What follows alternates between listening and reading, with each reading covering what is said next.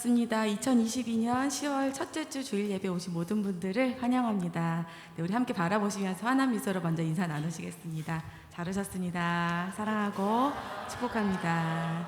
네, 오늘도 선하시고 가장 안전하게 우리를 인도하시는 우리 하나님 아버지를 높이면서 나아가면 좋겠습니다. 우리 그 자리에서 일어나셔서 사도신경으로 먼저 우리의 신앙을 고백하겠습니다.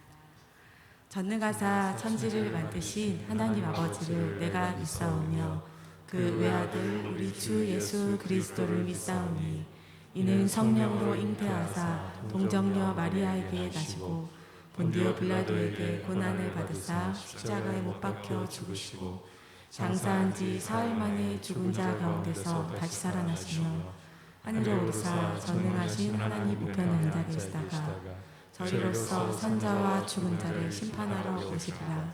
성령을 믿사오며 거룩한 공회와 성도가 서로 교통하는 것과 죄를 사하여 주시는 것과 몸이 다시 사는 것과 영원히 사는 것을 믿사옵나이다. 아멘.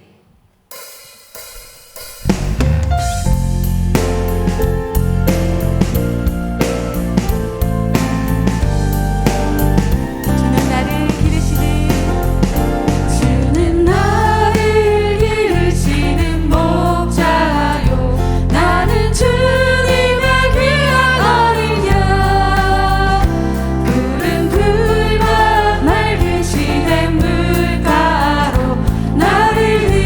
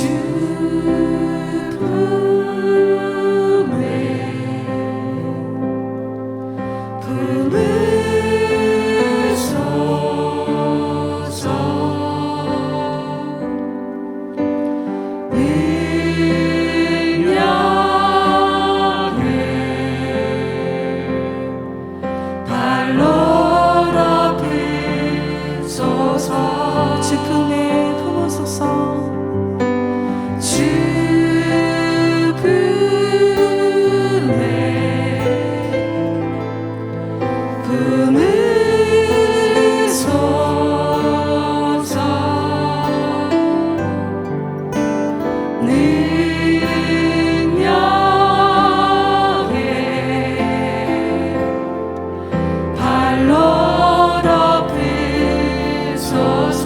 거친 거친 파도 날 향해 와도 주와 함께 날아오르리. 폭풍 가운데 나의 영혼 잠잠하게 주를 보리라.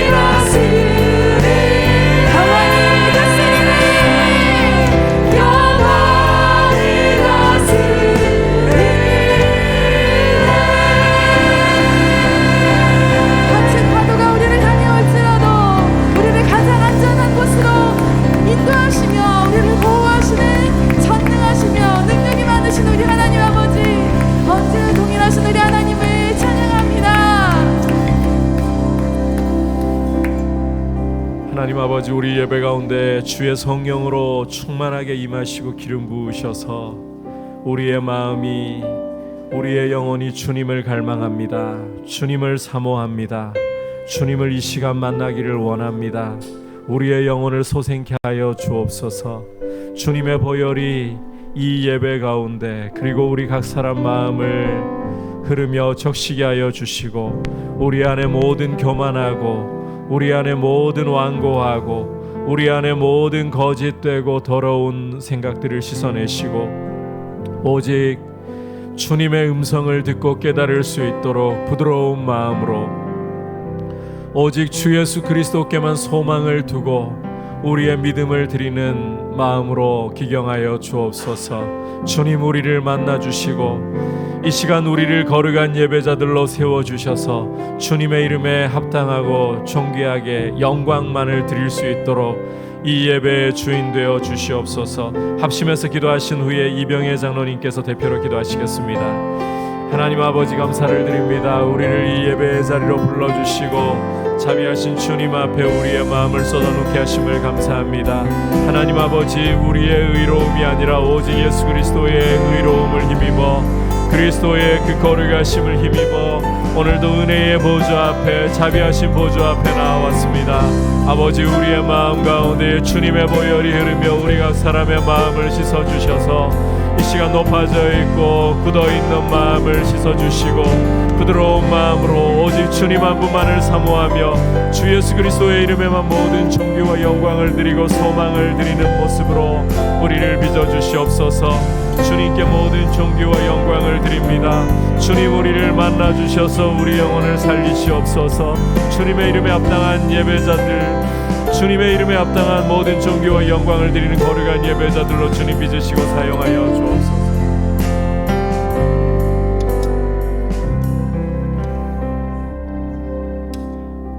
죄로 인해 죽었던 저희들을 십자가 보혈 흘리심으로 제사하여 주시고 자녀 삼아 주신 하나님의 크신 사랑과 은혜에 감사드립니다.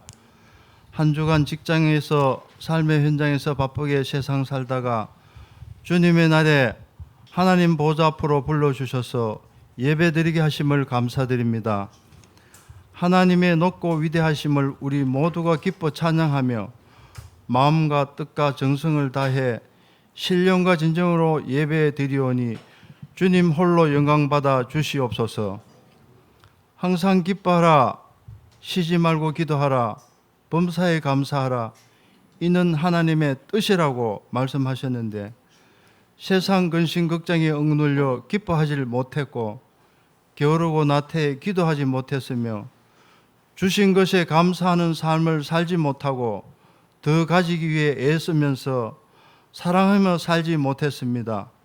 주님, 어리석고 우둔한 저희들을 불쌍히 여겨 주시옵소서. 하나님 아버지, 응답하여 주실 것을 믿고 간구 기도드립니다. 이 나라의 정치가들이 매일 싸우고 비난만 하니 우리 국민들은 불안합니다. 하나님 간섭하셔서 대통령과 국회 위정자들이 당의 이익이 아니라 국민을 위해 일하게 하옵소서. 하나님의 몸된 교회에 가장 큰 행사인 임직식을 앞두고 준비 중에 있습니다. 알곡 같은 직분자들로 한 사람도 마음 상함이 없이 아름다운 임직식이 되게 하옵소서. 몸과 마음이 연약하고 상한 자들을 찾아가 주셔서 하늘의 큰 위로를 부어주시고 치료되어지고 회복되어지길 소원합니다. 물질로 어려움을 당한 자들에게 부족함을 채워주시고 삶의 용기를 주시옵소서. 열방에서 이민족을 섬기시고 복음 전하는 선교사들과 가족들을 눈동자같이 지켜주시고 선교 사명 잘 감당할 수 있도록 날마다 필요를 채워주시옵소서. 하나님께서 귀하게 쓰시는 박창규 목사님을 통하여 생명의 말씀이 선포되어질 때에 우리의 마음 문이 열려 감동과 은혜가 일어나고 찔림과 해결가 일어나 아멘으로 받아지기를 원하며 한 주간 말씀 붙잡고 행함이 있는 삶으로 살아가기를 소원합니다. 우리와 함께 하시기 위해 임마누엘 하나님으로 이 땅에 오셔서 이 시간도 우리와 함께 하시는 온유하고 겸손하신 예수님의 이름으로 기도드립니다.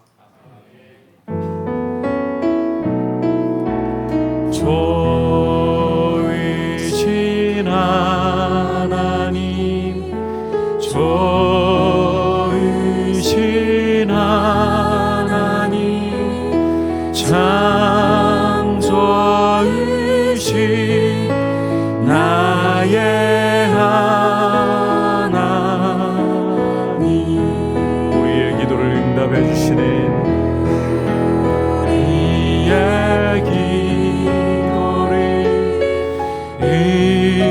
응답해 주시니 참 좋으신 나의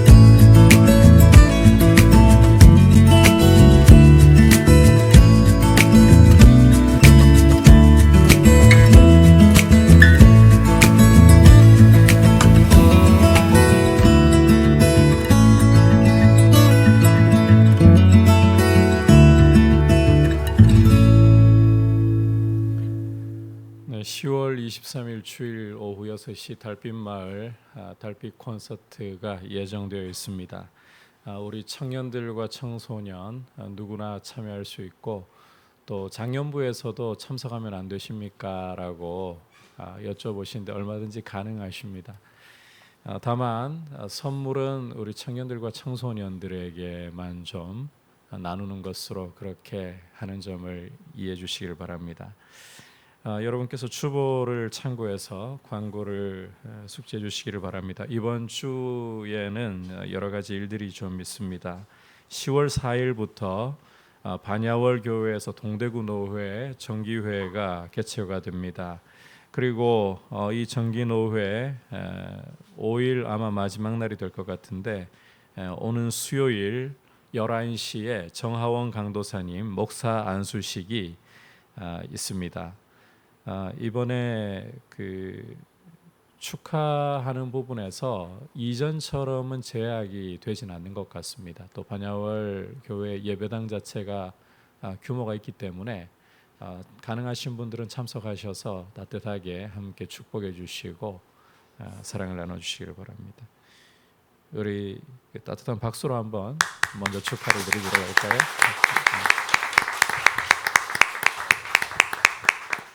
그리고 오늘 피택자 단체 촬영은 부득이한 상황이 좀 발생을 하는 바람에 확진자가 가족 가운데 생기는 바람에 한 주 연기하는 것으로 저희가 정했습니다.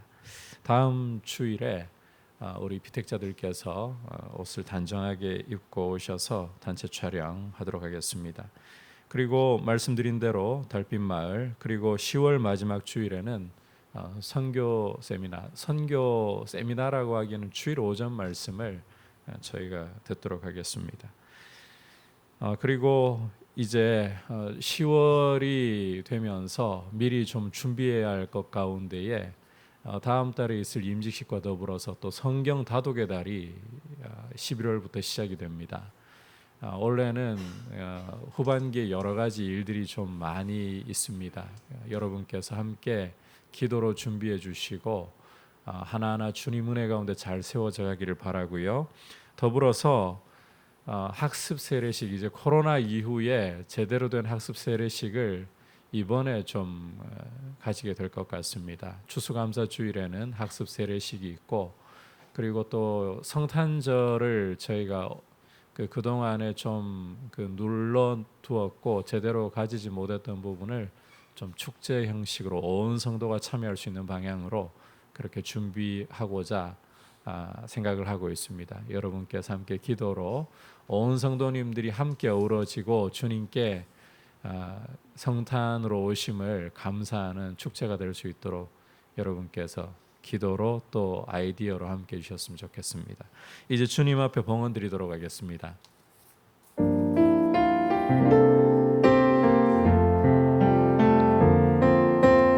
나의 생명을 드리니 주 영광 위하여 사용하옵소서. 내가 사는 날 동안에 주를 찬양하며 기쁨의 제물 되리. 나를 받아 주소서.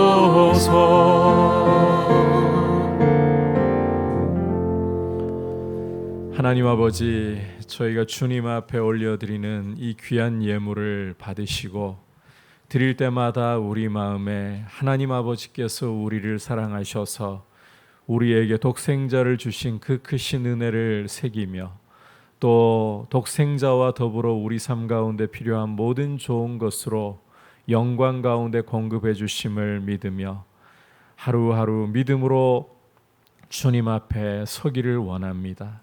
주님의 은혜만을 의지하겠습니다. 이 고백으로 이 시간 올려드리오니 주님 이 예물을 받으시고 드리는 손길마다 주께서 귀한 은혜와 믿음의 복을 더하여 주시고 또 이 예물이 주님의 선하신 뜻을 위해 잘 사용되고 사람을 세우고 주님의 피로 사신 교회가 주의 복음을 위하여 귀하게 쓰임받는 통로가 되게 하여 주옵소서. 예수님의 이름으로 기도드립니다. 아멘. 할렐루야. 이 시간 주시는 하나님의 말씀은 로마서 13장 1절에서 7절까지의 말씀입니다. 함께 로마서 13장 1절에서 7절 한 절씩 교독하겠습니다. 각 사람은 위에 있는 권세들에게 복종하라. 권세는 하나님으로부터 나지 않음이 없나니 모든 권세는 다 하나님께서 정하신 바라.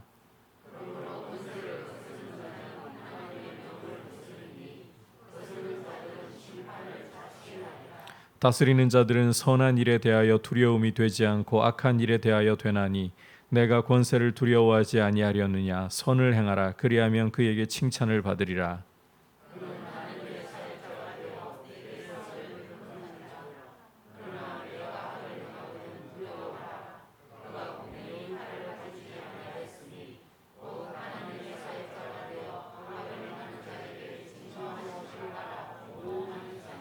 그러므로 복종하지 아니할 수 없으니 진노 때문에 할 것이 아니라 양심을 따라 할 것이라.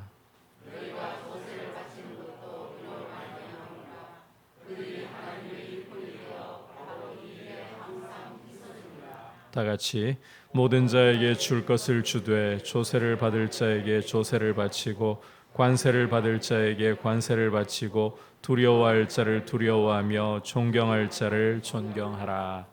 아멘. 옆에 분들과 다시 한번 인사할까요? 사랑하고 축복합니다. 성령 충만하십시오. 우리 그리스도인들은 세상을 살고 있지만 세상에 속한 사람들이 아닙니다. 우리는 시민권을 하늘에 두고 있으며 다시 오실 왕이신 예수 그리스도와 그 나라를 사모하고 살아가는 사람들입니다. 하지만 우리는 여전히 이 세상 속에 살고 있기 때문에 이 세상과의 관계에서 우리의 입장을 잘 가지는 것이 굉장히 중요한 일입니다. 오늘은 그리스도인으로서 세속 권세에 대해서, 국가 권력에 대해서 어떠한 태도를 가지는 것이 합당한 것인가 말씀을 통해서 함께 귀를 기울이려고 합니다. 이 말씀이 예배라는 문맥 속에 있습니다. 예배자로서 그리스도인은 어떻게 이 세속 권세에 대해서, 정부 권력에 대해서 태도를 가져야 하는가에 대한 말씀이라는 겁니다. 자, 먼저 첫 번째로는 따라합시다. 권세들에게 복종하라. 1절 함께 읽도록 하겠습니다. 시작. 각 사람은 위에 있는 권세들에게 복종하라. 권세는 하나님으로부터 나지 않음이 없나니 모든 권세는 다 하나님께서 정하신 바라. 사도 바울은 예배자로서 각 사람이, 각 성도가 위에 있는 권세에 대해서, 다시 말해 세속 정부에 대해서 복종이라는 태도를 가져야 한다라고 말씀을 하고 있습니다. 복종하라. 이것은 권유나 권면이 아니라 명령입니다. 따라서 우리 예수님을 믿는 성도들은 세속 정부에 대해서 복종하는 태도를 가져야 한다. 참고로 이 말씀은 개인의 정치적인 성향이나 입장을 바탕으로 주시는 말씀이 아니라는 것을 여러분이 꼭 기억을 하셔야 합니다. 정치적인 성향과 입장에 상관없이 그리스도인이라면 누구 할 것 없이 세속 권세에 대해서, 세속 정부에 대해서 복종을 해야 한다. 자신의 정치적인 입장을 떠나서 복종하라. 자, 그러면 권자에 앉아 있는 사람의 말이나 인격에 문제가 많고 결함이 있어도 우리가 여전히 복종해야 합니까?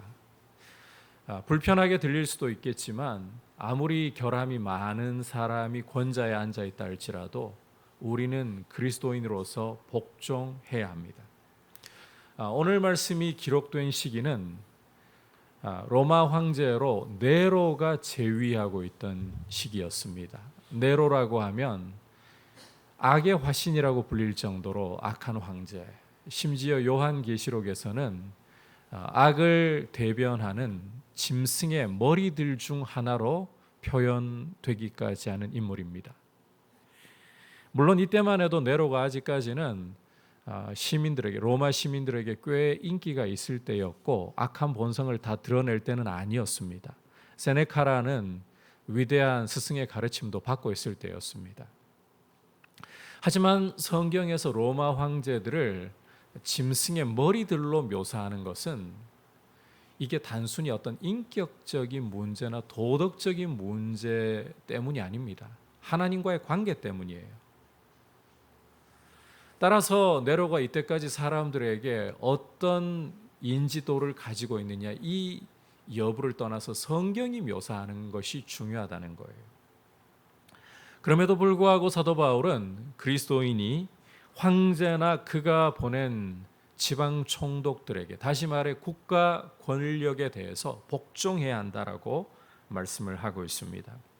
참고로 이 당시 이 로마 제국은 수도인 로마에서부터 유대인을 포함한 다양한 그룹에서 세금에 반대해서 이 불복종 운동이 일어나고 있던 때였습니다. 당연히 이런 시류에 편승을 해가지고 그리스도인들마저도 세금 내지 않겠다. 돈 내는 문제이기 때문에 이런 시류가 형성이 되고 있다면 당연히 여기에 편승하고 싶은 마음이 커지겠죠. 하지만 그리스도인은 시류에 편승해서 국가 권력에 대해서 불복종하고 사회를 전복시키려고 하는 그런 태도를 가져서는 안 된다는 것입니다. 아니, 그리스도인은 오히려 세속 권세에 대해서 복종해야 한다. 자, 그렇다면 왜 이렇게까지 세속 권세에 대해서 복종하라고 말씀을 하시는가? 1절 후반부에서 그 이유를 설명을 하고 있는데 권세는 하나님으로부터 나지 않음이 없기 때문이라는 것입니다. 다시 말해 모든 권세가, 문자 그대로 모든 권세가 하나님께로부터 오는 것이기 때문에, 하나님이 정하신 바이기 때문에. 그런데 여러분께서도 잘 아시다시피 사도 바울은 유대인 중에 유대인이라고 하지만 나면서부터 로마 시민권을 가지고 있던 사람이잖아요. 그러니까 다른 성경 기자들과는 달리 이 사람이 친로마적인 성향을 가지고 있기 때문에 로마의 이 권력 앞에 복종하라 이렇게 말을 하는 것은 아닐까. 자, 그렇다면 우리가 로마와 아무런 관계가 없는 다른 성경 기자의 말도 들어보는 것이 오늘 말씀 이해하는 데 도움이 되겠죠. 여러분, 예수님의 수제자였던 베드로, 베드로는 어부 출신이고 로마와는 아무런 관계가 없던 사람이에요. 이 사람이 국가 권력에 대해서 로마의 황제나 총독들에 대해서 어떤 말씀을 하고 있는가 귀를 기울여 보십시오. 베드로전서 2장 13절과 14절입니다. 함께 읽도록 하겠습니다. 시작.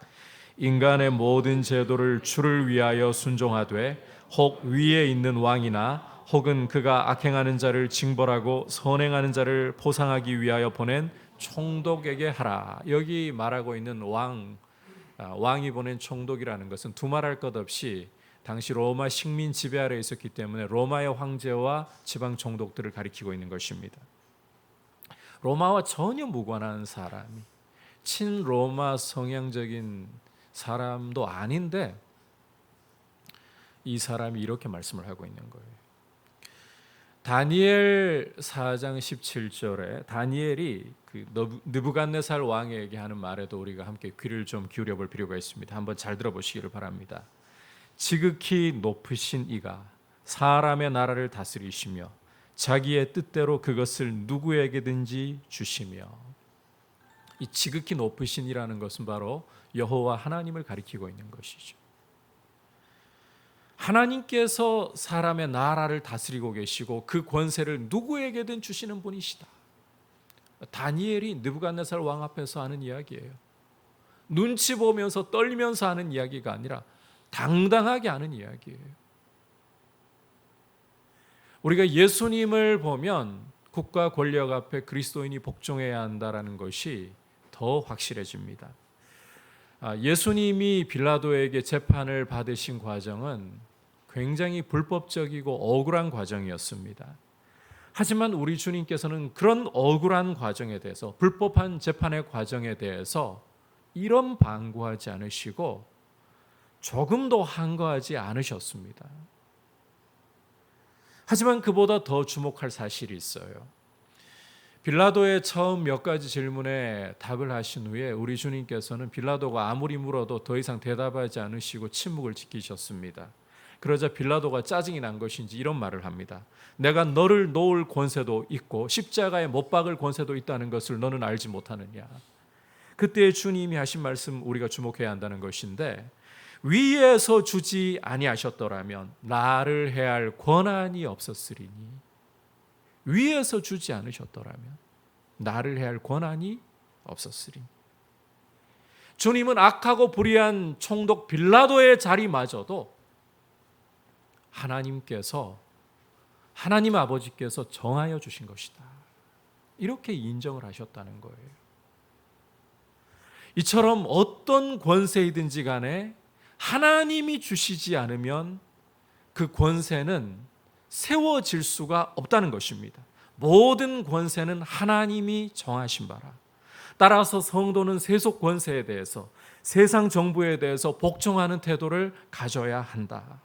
권세 잡은 사람의 인격이나 도덕성 여부를 떠나서 그를 세우신 하나님을 바라보면서 그 너머에 계시는 하나님 때문에 우리가 복종을 해야 한다는 것입니다.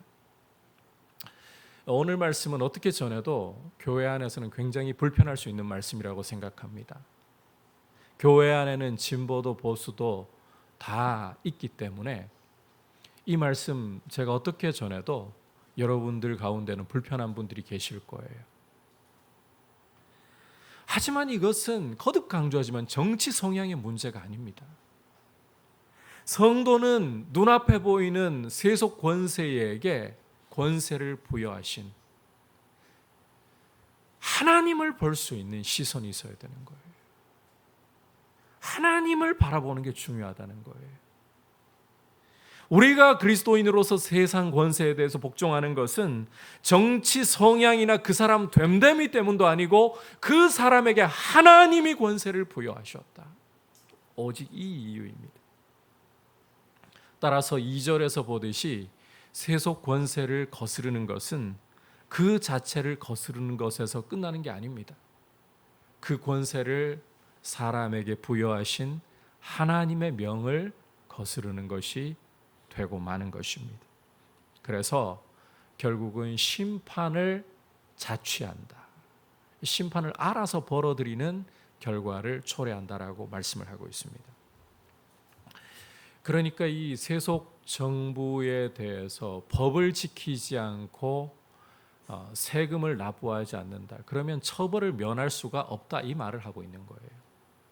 여러분께서 이 심판을 자취하리라, 이 부분에서 법을, 그리스도인이라도 법 안 지키고 세금을 회피하려고 하다가는 결국은 그에 상응하는 처벌을 피할 수가 없다는 것이죠. 여러분, 성도라고 해서 법을 어겨놓고 하나님께서 처벌을 면하게 해주시기를 기대해서는 안 됩니다. 예컨대 목회자가 신방을 가다가 고의로 하지 않아도 신호를 위반하고 속도를 위반해 버렸습니다. 주의 일을 하다가, 교회를 섬기려고 하다가 신호 위반, 속도 위반이 되어버리고 말았어요. 고의로 한 것도 아니에요. 그러면 하나님께서 목회자이니까 교회 일을 위해, 주의 양들을 돌아보기 위해 한 일이니까 이거 벌금 면제시켜 주셔야 되는 겁니까? 아니라는 거예요. 아무리 주님의 일을 한다 해도 우리가 이 세상의 시민으로서 세상이 정한, 세상 권세가 정한 법령에는 순종을 해야 한다는 거죠. 안 그러면 거기에 상응하는 벌금이나 대가를 지불할 수밖에 없다. 우리 입장은 이겁니다. 하나님이 권세를 부여하셨기 때문에 사람의 됨됨이나 정치적 성향을 떠나 하나님이 세우셨기 때문에 권세 앞에 복종한다. 이것이 예배자로서 그리스도인의 태도라는 것입니다. 여러분, 보수 정권이니까 복종하고 진보 정권이니까 불복종하고, 반대로 진보 정권에 복종하고 보수 정권에 불복종하고, 이런 식으로 우리가 정치적 입장 따를 것이 아니라는 말이에요. 하나님이 모든 권세의 주인이시구나, 하나님이 세우셨구나, 그래서 우리가 위정자들에 대해서 존중하는 태도를 가져야 된다. 요즘 참 마음이 어려우시죠? 제발 좀 대통령과 여당, 야당이 안 싸웠으면 좋겠다 싶으시죠? 그게 솔직한 우리 국민들의 마음 아니겠습니까? 우리가 오늘 말씀을 들으면서요, 대통령이나 여당이나 야당이나 비판 자체를 하지 말라는 뜻은 아닙니다. 옳은 것은 옳다, 잘못된 것은 잘못되었다, 이런 건강한 비판은 여러분, 하나님이 부여하신 권세를 갖고 있는 사람이라도 할 수 있어야 돼요. 이걸 이제 오용하면 특히 교회 안에서 목회자들이 철옹성을 쌓아가지고 아예 비판 자체를 금해버리는 그런 좋지 않은 모습으로 흘러가게 만들 수도 있는데, 건강한 비판, 옳은 것은 옳다, 잘못된 것은 잘못되었다라고 할 수 있는 것은 잘못된 게 아니고 죄가 아닙니다. 중요한 것은 우리는 전복시키는 것을 목적으로 삼지 말아야 한다는 거예요. 여러분, 간혹 그런 경우 볼 때 너무 마음이 안 좋아요. 대통령이 아무리 실수를 하고 잘못을 해도 비판은 할 수 있어요. 이건 잘못된 것인데라고 비판은 할 수 있어요. 그런데 제발 욕은 하지 말아야 돼요. 우리 그리스도인으로서 쌍욕 좀 하지 말아야 돼요. 제가 제일 기겁했던 것 중에 하나는 목회자의 입에서 대통령 보고 강아지라는 말을 쓰는 걸 들어봤어요. 여러분, 아무리 대통령이 잘못해도 우리가 이 부분에서는 대통령이 실수를 했다, 잘못을 했다, 개인적인 판단할 수 있어도 쌍욕하는 건 그리스도인의 도리가 아니에요. 그를 그 자리에 두신 분이 누구신가, 우리의 눈은 그것을 바라보아야 되는 거예요. 하나님을 바라보면서 건강한 비판할 수 있습니다.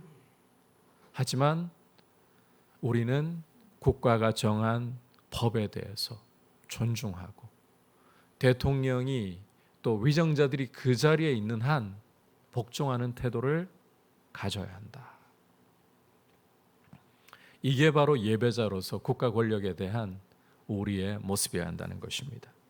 자, 이제 그렇다면 하나님이 이 권세를 부여하셔서 하게 하시는 일이 무엇인가? 권세의 역할이 무엇인가?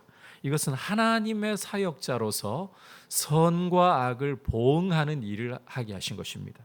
하나님의 사역자로서 선과 악을 보응하게 하신 것이다. 3절과 4절 함께 읽도록 하겠습니다. 시작. 다스리는 자들은 선한 일에 대하여 두려움이 되지 않고 악한 일에 대하여 되나니 내가 권세를 두려워하지 아니하려느냐. 선을 행하라. 그리하면 그에게 칭찬을 받으리라. 그는 하나님의 사역자가 되어 내게 선을 베푸는 자니라. 그러나 내가 악을 행하거든 두려워하라. 그가 공연히 칼을 가지지 아니하였으니 곧 하나님의 사역자가 되어 악을 행하는 자에게 진노하심을 따라 보응하는 자니라.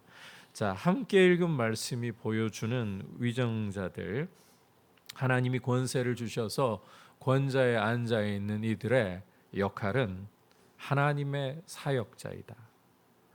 자, 참고로 여기서 하나님의 사역자라는 말은 교회의 사역자들과는 달라요. 교회의 사역자들은 주님의 피로 사신 양무리를 돌보기 위해서 하나님의 말씀을 맡아서 먹이는 신령적인 유익을, 영적인 권세를 사용하는 역할을 하는 이들입니다. 목적이 교회 세우는 거예요. 하지만 위정자들을 가리켜서 하나님의 사역자라고 하는 것은 선한 일과 악한 일에 대해서 보응하는 역할. 2절 후반부에서 권세를 거스르는 자는 심판을 자취하리라 했잖아요. 악과 선에 대해서 상을 주고 벌을 하게 하는 사회 질서를 세우는 역할을 하는 사역자라는 것입니다. 사회 질서를 유지하도록 악을 벌하고 선에 대해서 상을 주게 하신 사역자들이라는 거예요. 물론 위정자들 가운데에 이런 뚜렷한 목적 의식을 가지고 계시는 분들 정말 드뭅니다. 말씀들은 그렇게 잘들 하시는데 대개 보면 이 명예욕과 권력욕에 의해서 그 자리를 유지하려고 하는 경우들이 대부분입니다. 여러분들을 위해서, 제가 국민들을 위해서라고 말하지만 사실 자기 권력과 명예욕 때문에 있는 경우가 대다수입니다. 하지만 이 위정자들이 자신에게 주어진 자리의 목적을 정확히 인지하고 있든 아니든 간에 중요한 것은 하나님의 목적이에요. 하나님이 그들 손에 칼자루를 쥐어주신 것은 선한 일을 칭찬하고 악한 일을 벌하게, 다시 말해 하나님의 섭리 안에서 하나님의 일꾼이 되어서 공공질서를 유지하도록 하나님이 그 자리를 세워주셨다라는 것입니다. 여러분, 이 세속 정부와 법 질서 덕분에 우리 공공 질서가 유지가 되고 있다. 이 사실을 우리는 인정을 해야 하는 거예요. 정부나 공권력 안에 있는 비리 문제는 어떻게 할 겁니까? 이렇게 따지고 싶은 분들이 계실지 모릅니다. 물론 정부 안에, 공권력 안에 비리 얼마든지 존재할 수 있습니다. 그리고 존재해 왔습니다. 우리가 역사를 통해서 똑똑히 보았던 바잖아요.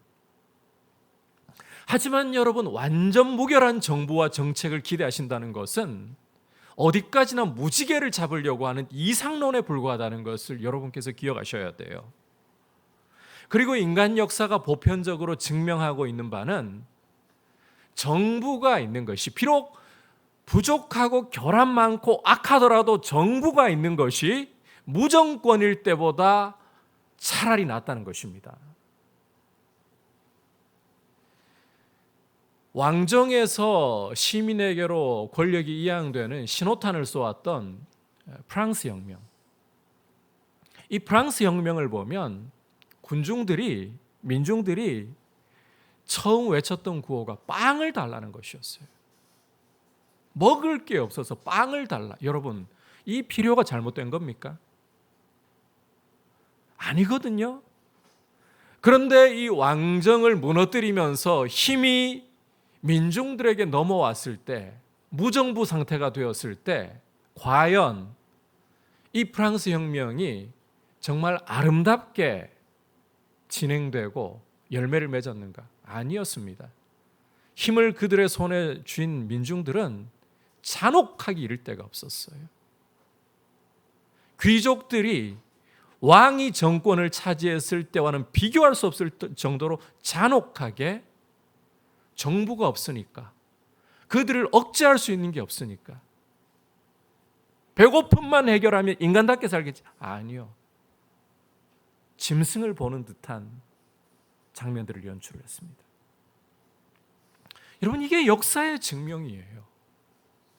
따라서 만족스럽지 못하고 때로는 비리 때문에 문제가 있는 정권이라 할지라도 무정부 상태보다는 정부가 주어져 있는 것이 질서를 유지하는데 그나마 더 낫다.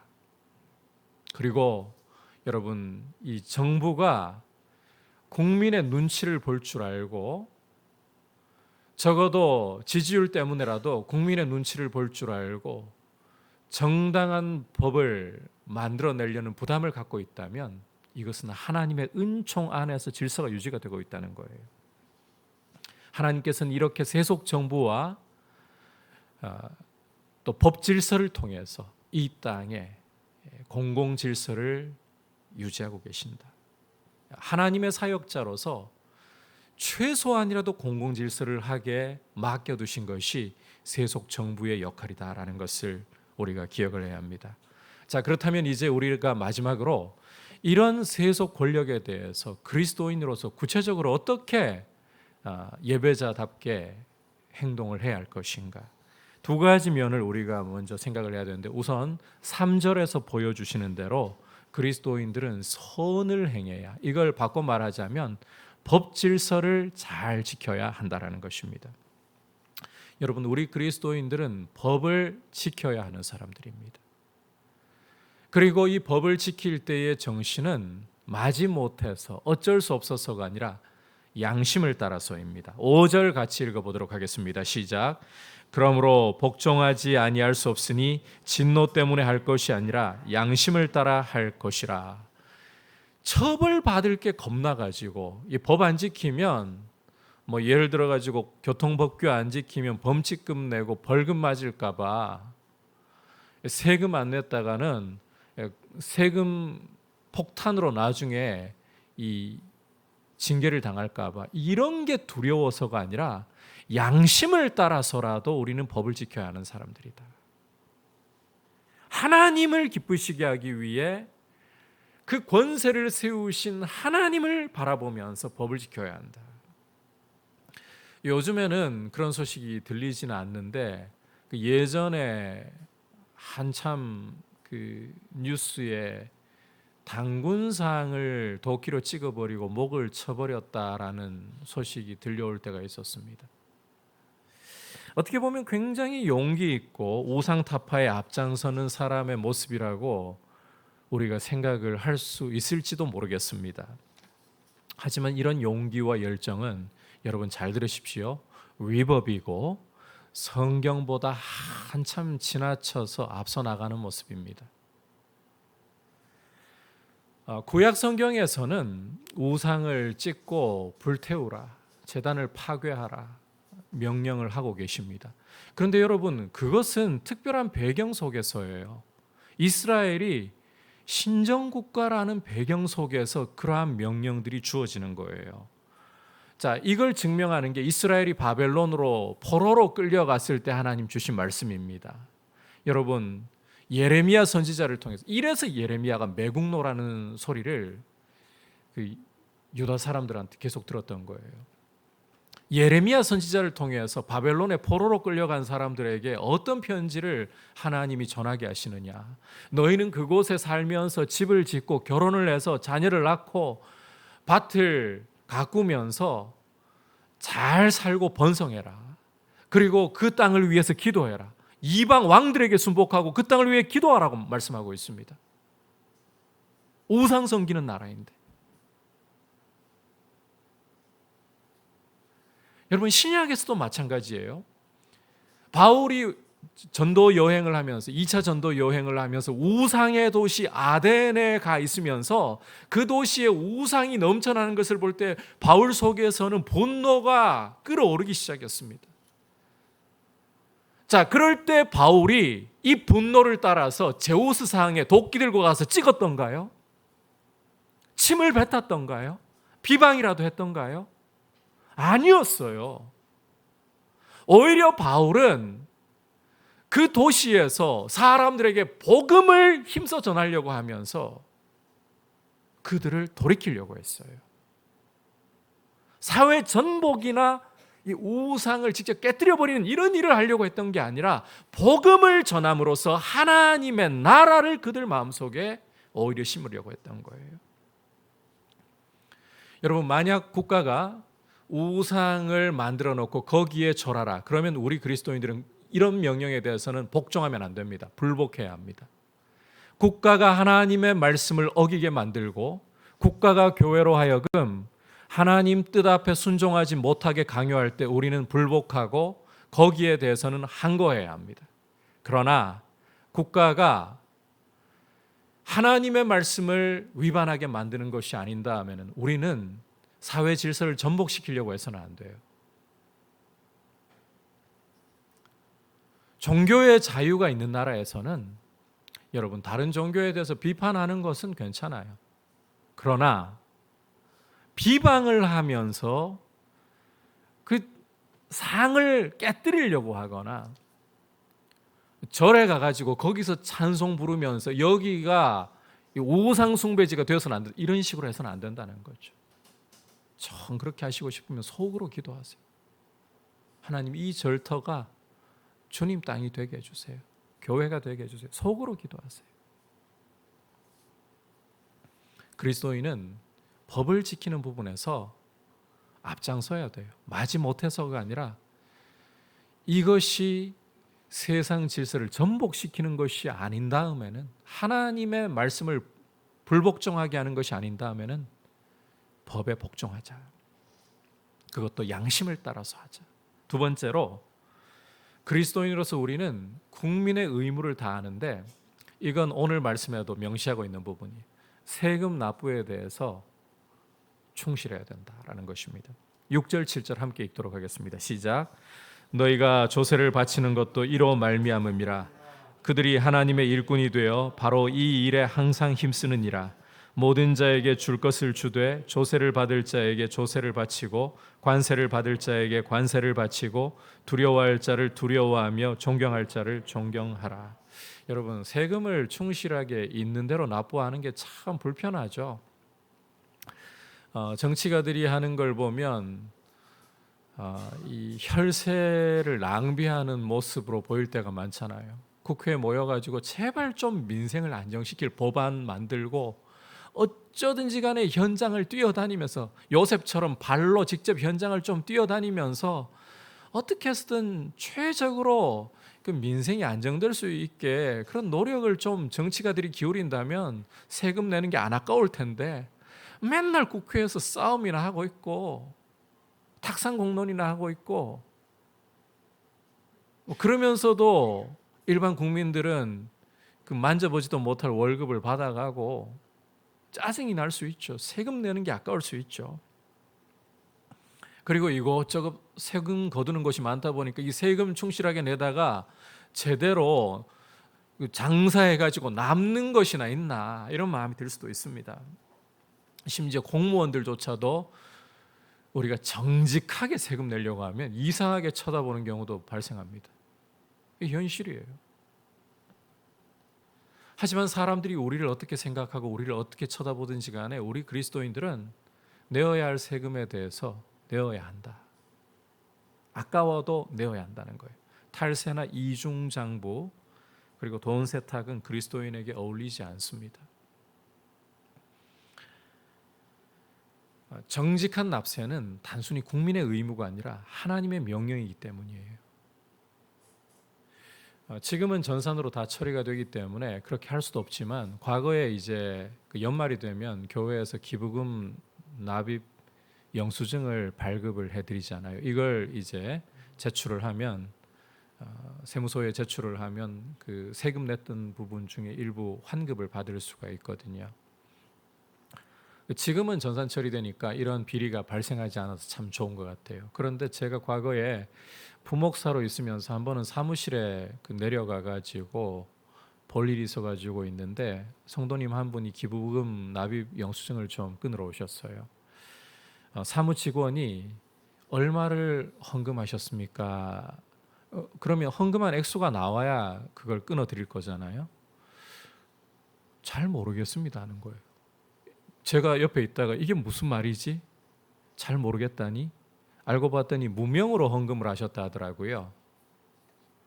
그래도 이 헌금한 액수를 알아야 끊어 드릴 수가 있습니다. 사무직원이 그렇게 이야기하니까 딱 눈치가 그렇게 보였어요. 정확한 게 아니라 얼버무려 가지고 말씀을 하시더라고요. 제가 그분 양심은 하나님 앞에서 알아서 하시리라고 믿고 그 이상 옆에서 말할 수 없었지만 얼마나 헌금하셨는지 실제 더 하셨을 수도 있기 때문에. 그런데 정말 본인이 하신 것에 대해서 양심을 따라 정직하게 부르셨을까? 제 생각에는요, 아무리 무명으로 했다 해도 내가 헌금한 액수는 무명이든 기명이든 간에 적어도 파악하고 와서 끊어달라고 해야 되는 게 정상 아닌가요? 더 높게 부르지는 말아야 되는 게 정상 아닌가요? 그분의 실제 모습은 하나님만 아실 거예요. 여러분, 그리스도인은 정직한 모습으로 세금을 납부하기 위해 힘을 써야 합니다. 때로는 우리가 이 세금 납부하는 게 억울할 때 많습니다. 요즘 상속세라든지 이런 거 보면 정 떨어질 때도 많습니다. 하지만 우리 그리스도인들은 국가 권력을 하나님이 세우셨고 또 이 조세라는 것이 하나님이 국가 질서를 유지하기 위해, 공공 질서를 유지하기 위해 세우신 권력자들이 그 일을 제대로 하도록 맡겨주신 일이라면 우리가 적어도 할 수 있는 대로 세금 납부에 대해서도 충실해야 한다. 양심을 따라서 해야 한다.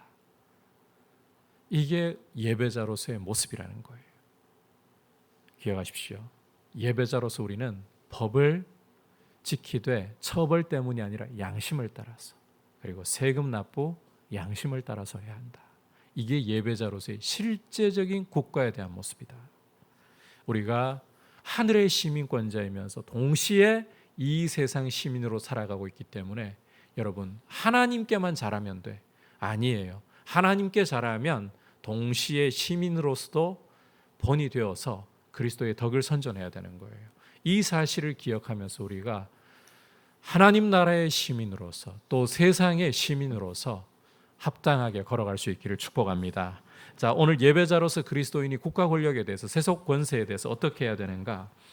첫 번째로 그리스도인은 세속 권세 또한 하나님이 세우셨다는 것을 바라보면서 하나님 때문에 복종해야 합니다. 정치적인 성향, 됨됨이, 그걸 떠나 하나님이 세우셨기 때문에 복종한다. 두 번째는 세속 정부는 하나님의 사역자로서 공공 질서를 세워나가기 위해, 악을 징벌하고 선을 포상하기 위해 하나님이 세우셨다. 따라서 그리스도인은 법 질서를 잘 지키고 세금 납부에 양심을 따라 충실해야 한다. 이것을 기억하면서 우리가 예배자로서 어떻게 세상을 살아갈 것인지를 기억하고 살아가기를 축복합니다. 같이 이제 말씀을 생각하면서 38장 예수 우리 왕이여 같이 고백드리겠습니다.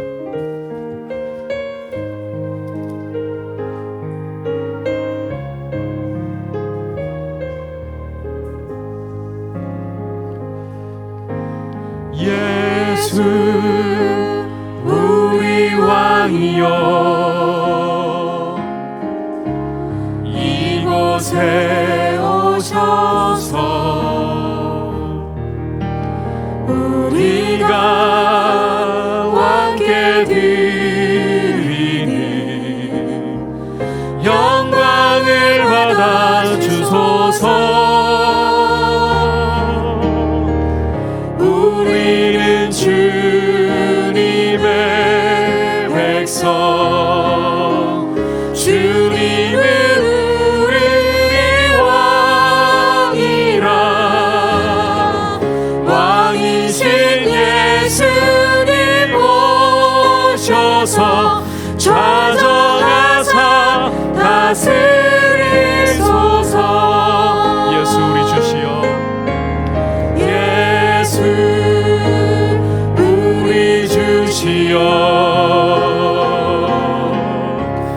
이곳에 오셔서 우리가 주님께 드리는 우리가 주께 드리는 찬양을 받아주소서 찬양을 받아주소서 우리는 주님의 종들 주님은 우리를 주시라 주 대신 예수님 오셔서 이 찬양을 받아주소서.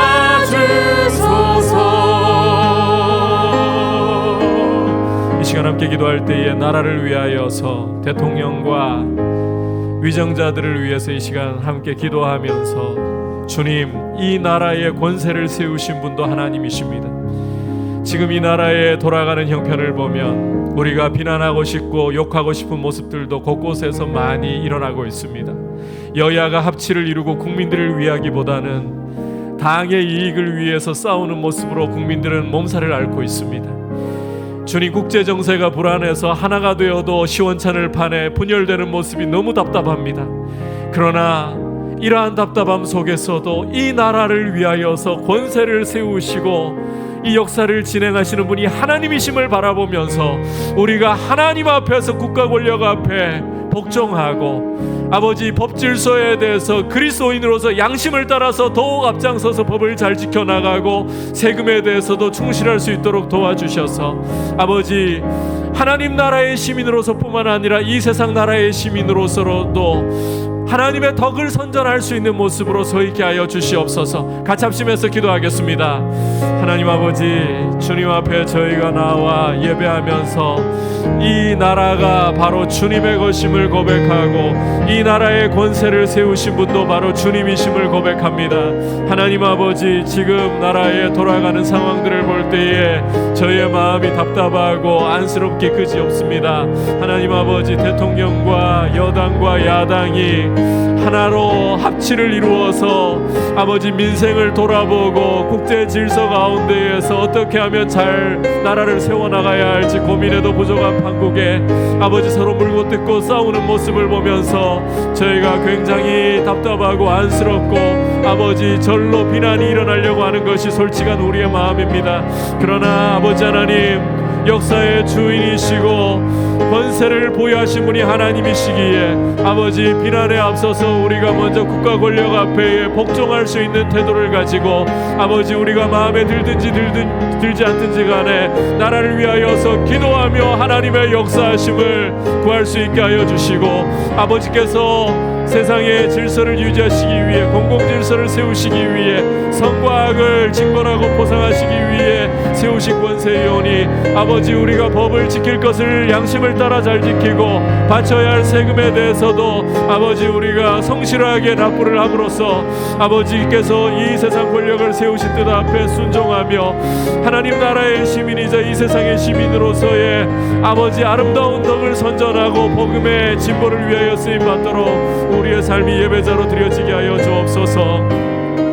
자리에서 일어나서 주님 앞에 고백하겠습니다. 예수 우리 왕이여,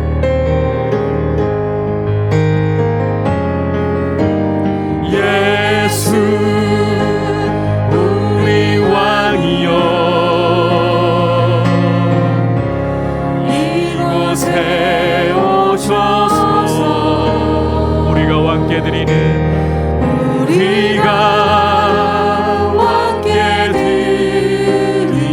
영광을 받아주소서. 영광을 받아주소서. 우리는 주님의 백성, 주님은 우리 왕이라. 왕이신 예수님 오셔서 찾아가사 다스리소서. 왕이신 예수님 오셔서, 왕이신 예수님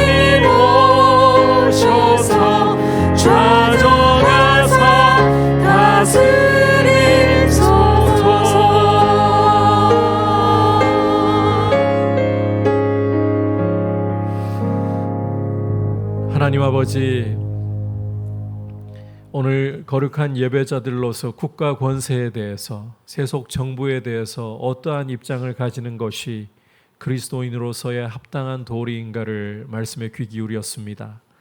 주님, 작금의 우리 대한민국의 현실을 볼 때에 지금 여야가 눈에 불을 켜고 서로 물고 뜯고, 또 대통령의 여러 가지 모습을 두고서 국민들의 불안감이 계속해서 높아지고 있는 상황 가운데 있습니다. 그러나 주님, 우리가 눈앞에 보이는 권세자들의 모습에 우리의 마음이 빼앗기고 길을 잃지 말고, 역사의 주인, 세상 권세의 주인은 바로 하나님이시라는 사실을 눈을 들어 바라보면서, 아버지, 우리 속에 불만이 올라오고 비난이 올라올 때에 오히려 기도하게 하여 주시고, 하나님 아버지께서 이 세속 권세를 통해서 공공 질서를 유지하게 하시고, 나라가 그래도 기본 질서가 유지되는 것이 하나님 은혜임을 바라보면서 정부를 세워주신 하나님을 우리가 인정하면서 법 지키는 부분에서 양심을 따라서 그리스도인들이 앞서고, 세금을 납부하는 부분에서도 그리스도인으로서 저희가 양심을 따라서 충실하게 하여 주옵소서.